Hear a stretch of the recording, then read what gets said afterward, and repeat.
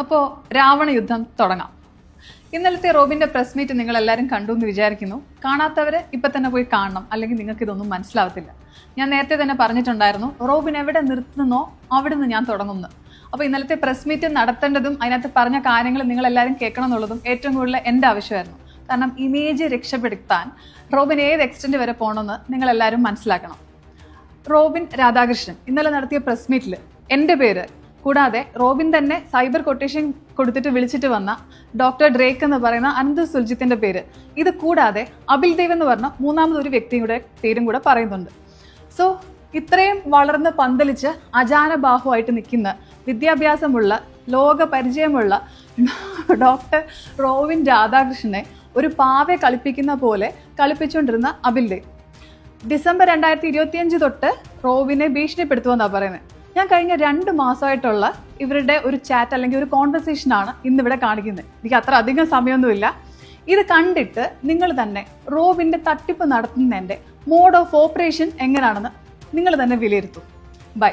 അപ്പോൾ ബാക്കി നെക്സ്റ്റ് വീഡിയോസിൽ കാണാം.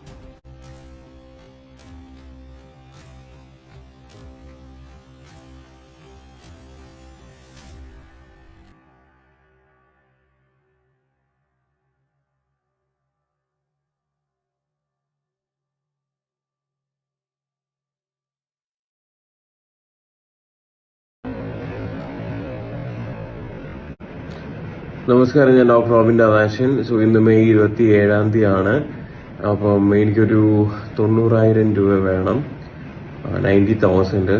സോ അബിൽ ബ്രോന്റെ അടുത്ത് ഞാൻ ചോദിക്കുകയാണ്. എനിക്കറിയാം അബിൽ ബ്രോയിനെ ഹെൽപ്പ് ചെയ്യുമെന്നുള്ളത്. വളരെ നല്ല തങ്കപ്പെട്ട പാവം മനുഷ്യനാണ് അബിൽ ബ്രോ. അപ്പം ദൈവത്തോർത്ത് കനിയണം. ഒരു എമർജൻസി സിറ്റുവേഷനാണ്, ഒന്ന് ഹെൽപ്പ് ചെയ്യണം. ഞാൻ ഇന്ന് വൈകുന്നേരം ഒരു രാത്രിക്കകത്ത് ഒരു 10 മണിക്കകത്ത്, ജസ്റ്റ് ഒരു ദിവസം പോലും വേണ്ട, 10 മണിക്കകത്ത് 27 തന്നെ രാത്രി 10 മണിക്കകത്ത് 10:30 ഞാനത് ട്രാൻസ്ഫർ ചെയ്തേക്കാം.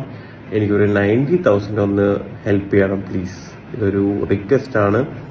പിന്നെ all the very best for season 8 വിന്നറായിട്ട് വരട്ടെ. ഈ ഒരു ബ്രദറിന്റെ എല്ലാവിധ ആശംസകളും. All the very best. പിന്നെ വിജയിച്ചു വരൂ. ഇനി ഇതൊന്ന് ഹെൽപ്പ് ചെയ്യ് പ്ലീസ് എന്ന് പറയാം.